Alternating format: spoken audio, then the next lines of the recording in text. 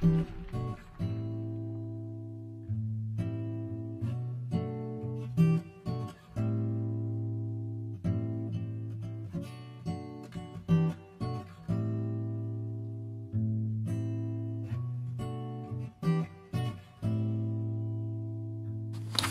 is going on, people of God? So look, I wanted to do Bible study today. It's about fasting, Right now in my church, we are fasting together, and I want to show you guys the power of fasting. I'm going to read the Bible verse. We're going into Mark 9, verse 14 to 29. But I'm going to dramatize a little bit because I just like to make the Bible interesting as possible. And you read things sometimes, you're just amazed yourself, and you have to dissect the Bible. You can't just read a verse and that's it. You have to really look at the verse, dissect it, look at the verse before it, after it, and you might get a better revelation that way. Anyway, let's get into it. So like I said, we're in Mark 9, verse 14 through 29. I'm reading from the NIV version right now. Okay, now it goes like this, right? Verse 14. When they came to the other disciples, they saw a large crowd around them, and the teachers of the law arguing with them.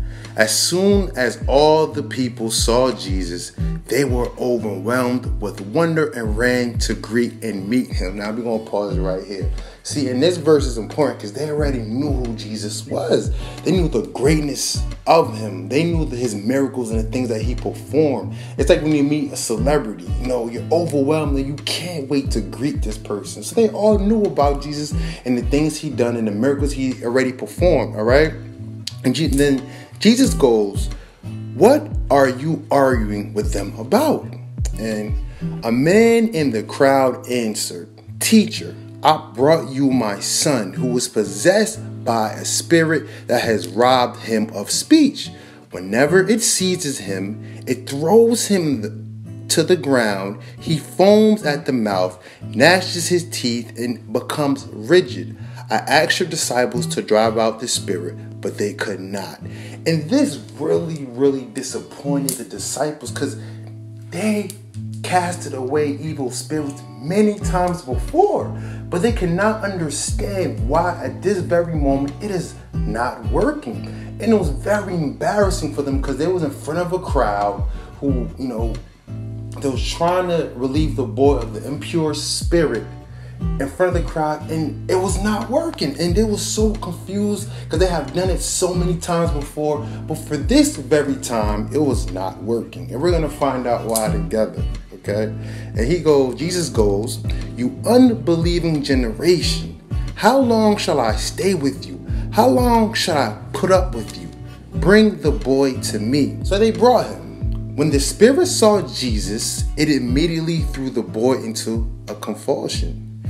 He fell to the ground and rolled around, foaming at the mouth. The spirit knew who he was about to see and knew that Jesus was there. So of course, Jesus is there, The devil and the spirit did not know what to do. It went crazy. It did not want to go to Jesus. It was fearing for his very life, Then Jesus asked the boy's father, "How long has he been like this?"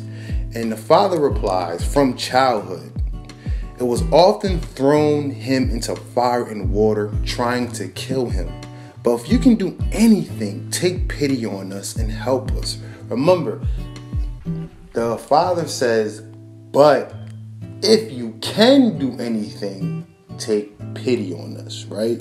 And then Jesus goes, this just gets Jesus real mad. He goes, "If you can, everything is possible to one who believes." Now, Jesus was mad that the father said, "If you can," because it showed that the father did not fully believe. The father was discouraged, right? And it was so, aggravating to Jesus because he performed many miracles before and people were witness to it. And the father sat there and said, "If you can," And then Jesus said, everything is possible to those who believe. If you have faith in God and the miracles of God and what he can do for you, there should be no "if you can." It's "I know Jesus can." Jesus says in the Bible, come boldly to the throne and ask. He just says do not come, all timid and scared to ask. He said, listen, just know if you can, I am God Almighty. I'm the Alpha and the Omega. You should know already the power that I possess. I'm not limited like humans. I am God Almighty.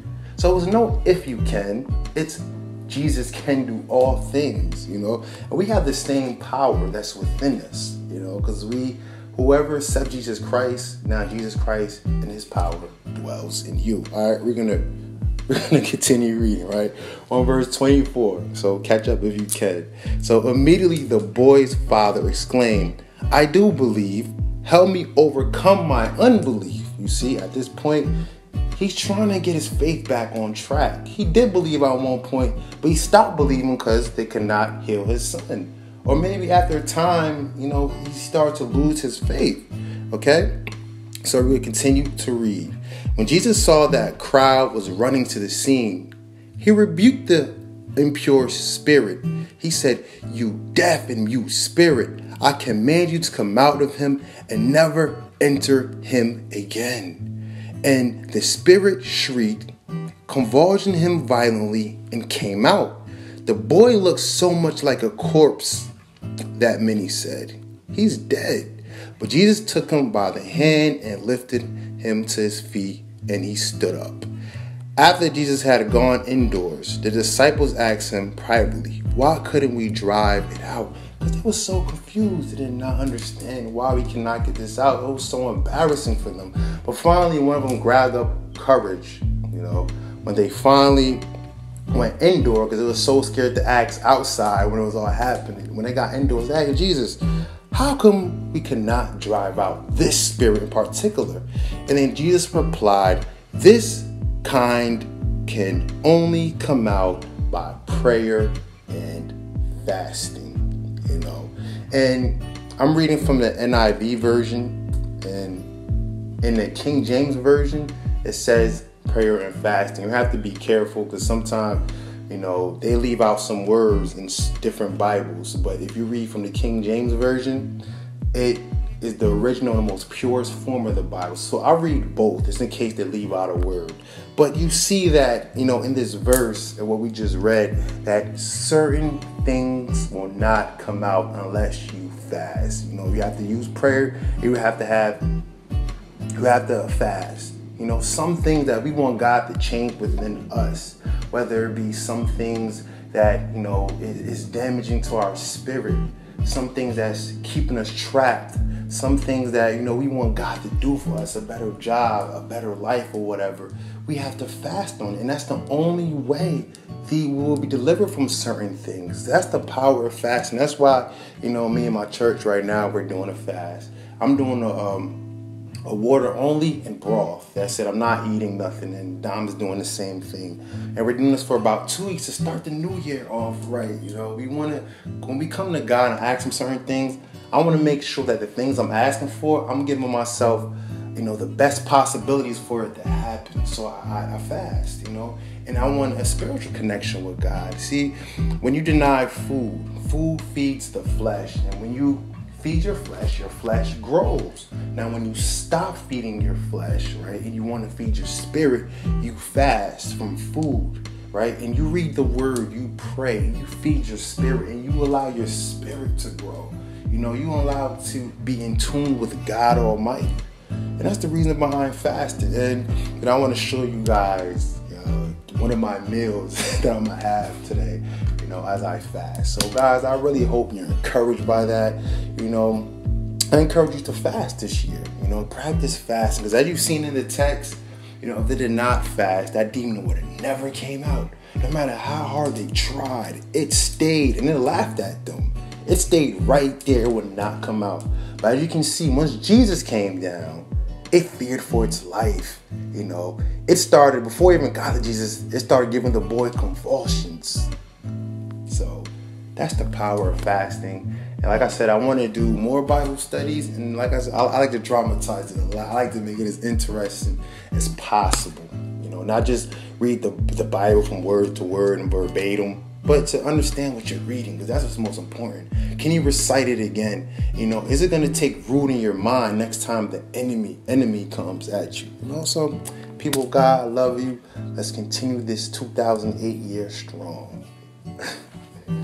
So as you can see, people of God, it's 1:20 right now, and I'm about to have my first meal for the day. And I have chicken broth, I have a sweet pea, I have mushroom. I like putting hot sauce in my broth, a little bit of butter, and you know, I heat it up, and you know, I feel okay. I feel fine. I'm not sitting here hungry. It's about 3 days for me so far, and I feel all right. You know, whenever I get hungry, I make sure that, you know, I read the passage about when Jesus was hungry and the devil came. Jesus was fasting for 40 days, and the devil appeared, and the devil comes to him like, aren't you hungry? Like, can't you take one of those stones over there and turn it into bread? And Jesus says, man does not live off bread alone, but by every word that cometh out of the Lord. You know, so that showed me right there, like when you're hungry and you want to eat and give in, guess what? That Satan tempted me, and I'm going to rebuke him, and I'll continue with my fast, because I want 2018 to be a strong year. You know, we're fasting together as a church.